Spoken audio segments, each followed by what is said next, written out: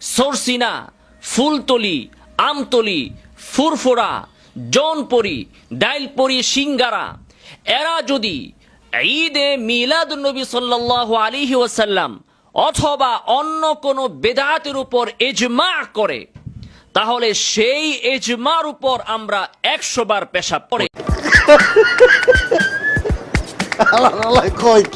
2025 সালে এসে যদি কেউ তাদের ইজমার মোকাবেলায় কোনো ইজমার দাবি করে, তাহলে আমরা বলবো ওই ইজমা গরুর গোবর থেকেও বেশি নিকৃষ্ট। ওই ইজমা করার চেয়ে, ওই ইজমার পূজা করার চেয়ে হিন্দুরা যে গরুর পেশাব পান করে সেটা অধিক শ্রেয়। তুমি তাড়াতাড়ি পাবনা যাও, পাগলা ঘরে তো গিয়া ভর্তি হও। এই মানুষের আত্মীয় স্বজন যারা আছে, আমি আপনারা অনুরোধ করবো তারে পাগলা ঘরে দুনিয়া তাড়াতাড়ি ভর্তি করেন, দ্রুত ভর্তি করেন।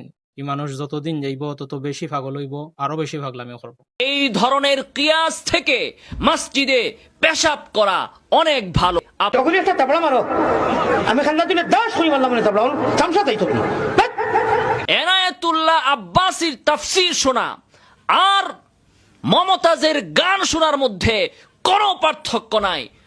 এনায়েতুল্লাহ আব্বাসী সাহেবের ফাওয়ের দুলার সমান তুমি হইতাই নাই, জুতার দুলার সমান হইতাই নাই।